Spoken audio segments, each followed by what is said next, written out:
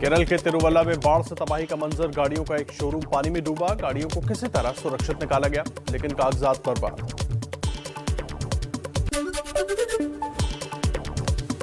उत्तराखंड में आज भी भारी बारिश का अलर्ट। बारिश की वजह से अब तक 5 लोगों की मौत। चारधाम यात्रा भी अस्थायी तौर पर रोकी गई।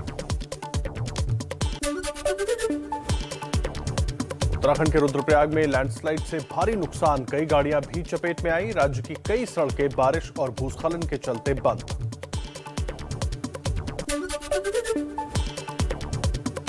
नैनीताल में भारी बारिश और भूस्खलन से कई इमारतों को खतरा। गर्ल्स हॉस्टल के पास हुए भूस्खलन की चपेट में अब दूसरी इमारतें भी आई। छात्राओं को शिफ्ट किया गया।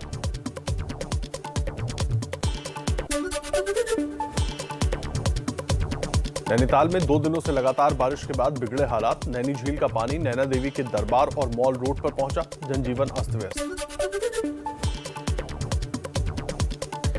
रामनगर के क्यारी गांव में चंबल नाले में बही फॉर्च्यूनर कार में सवारों ने कूदकर किसी तरह जान बचाई। हल्द्वानी राष्ट्रीय राजमार्ग पर स्विफ्ट कार बही। आसपास के लोगों ने सवार दोनों युवकों को बचाया। बारिश की चेतावनी के बावजूद केदारनाथ में यात्रियों की भारी भीड़। बाबा केदार के दर्शन के लिए लाइन में लगे श्रद्धालु। केदार यात्रा के पड़ाव में 2 दिनों से बिजली आपूर्ति ठप। हिमाचल प्रदेश के ऊंचाई वाले इलाकों में बर्फबारी। मनाली लेह और मनाली काजा हाईवे बंद। हाईवे पर न जाने की चेतावनी जारी की गई। कश्मीर में भी ऊंचाई वाले इलाकों में बर्फबारी जारी। पीर की गली, जोजिला पास, सधाना में बिछी बर्फ की चादर। निचले इलाकों में बारिश। पहाड़ों से पत्थर और पेड़ सड़कों पर गिर रहे हैं। यूपी में अगले 24 घंटों तक बारिश जारी रहने का अलर्ट। मौसम विभाग के मुताबिक अयोध्या, सुल्तानपुर, बाराबंकी, गोंडा समेत पूर्वी यूपी के कई जिलों में तेज हवाओं के साथ बारिश का अनुमान। जम्मू कश्मीर में बेगुनाहों की हत्या को लेकर गुस्से में देश। राष्ट्रीय सुरक्षा पर गृह मंत्री अमित शाह ने महामंथन किया। गृह राज्य मंत्री नित्यानंद राय, गृह सचिव एनएसए, सीबीआई प्रमुख समेत सभी सुरक्षा एजेंसियों और सुरक्षा बलों के प्रमुख मौजूद थे। सूत्रों के मुताबिक बैठक में अमित शाह ने राज्यों में समन्वय और सीमावर्ती इलाकों में पुलिस, केंद्रीय बलों के बीच बेहतर तालमेल पर जोर दिया। छोटी सी सूचना पर सतर्कता से कार्रवाई के निर्देश दिए।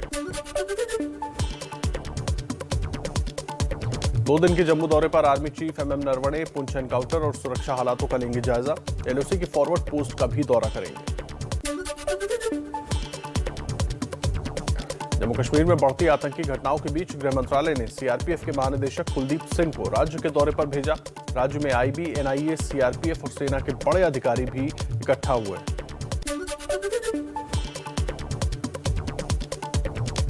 आतंकियों से बदला लेने के लिए पुंछ के जंगल के इलाके में जबरदस्त सर्च ऑपरेशन। जवानों और सैन्य अफसरों के गुनहगारों की तलाश में सेना ने दिन रात एक किया।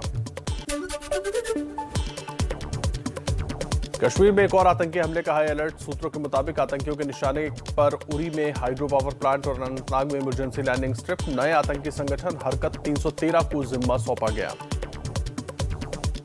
और आइए कुछ और अहम खबरों का फटाफट अंदाज में आपको अपडेट्स देते हैं।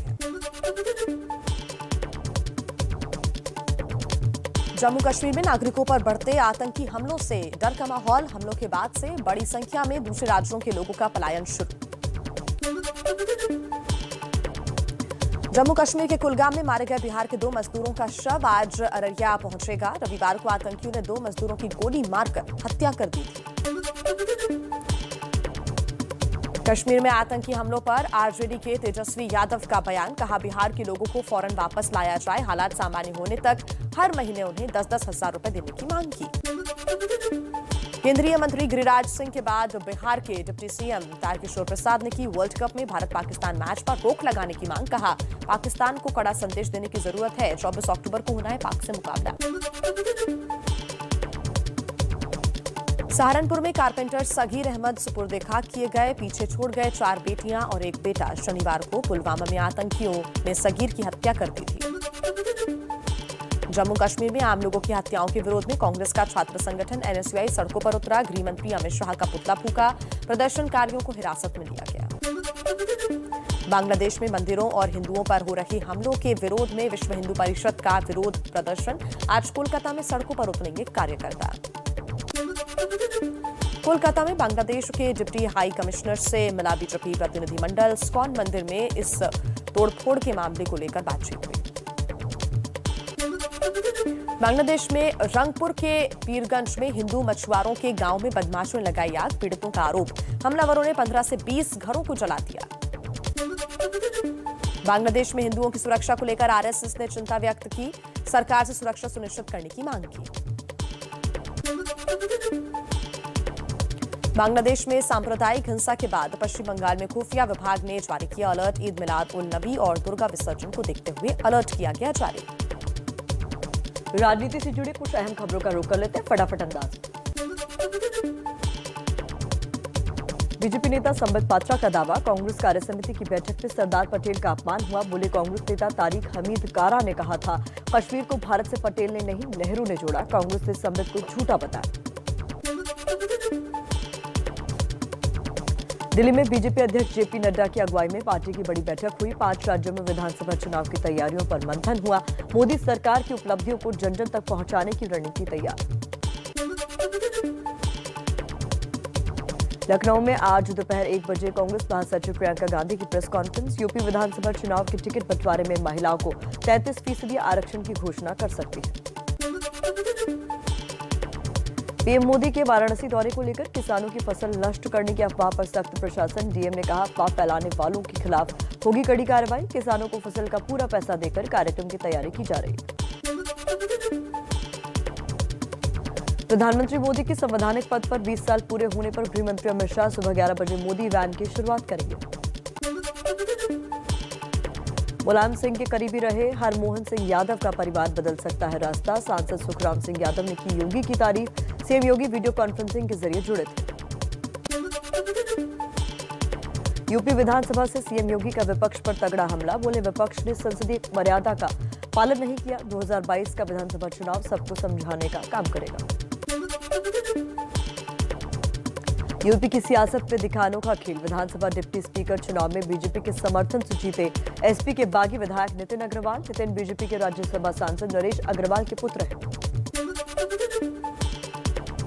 वीआईपी दल के अध्यक्ष मुकेश सहनी का एबीपी न्यूज से बातचीत में बेबाक बयान। बोले यूपी में सियासी पार्टियों का खेल बिगाड़ने के लिए आया हूं। 160 सीटों पर अकेले लड़ने की तैयारी। सम्राट मिहिर भोज की जाति को लेकर विवाद जारी। अखिल भारतीय वीर गुर्जर महासभा अब जगह जगह जाकर मिहिर भोज का इतिहास बता रही है। महासभा का दावा मिहिर भोज गुर्जर थे। यूपी विधानसभा के पूर्व अध्यक्ष सुखदेव राजभर का निधन। लखनऊ के चंदन अस्पताल में भर्ती थे। सीएम योगी आदित्यनाथ और अखिलेश यादव ने दुख व्यक्त किया। पंजाब में चन्नी सरकार का बड़ा फैसला। पंचायतों का पानी का 700 करोड़ और बिजली का 1168 करोड़ का बकाया बिल माफ। ग्रुप डी के कर्मचारियों की नियमित भर्ती होगी।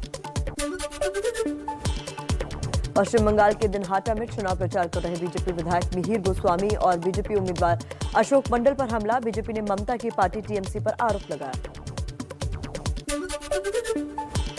बिहार कांग्रेस के प्रभारी भक्त चरण दास का आरजेडी पर बड़ा आरोप। कहा उपचुनाव के बाद आरजेडी बीजेपी के साथ जा सकती है। बीजेपी से आरजेडी का समझौता।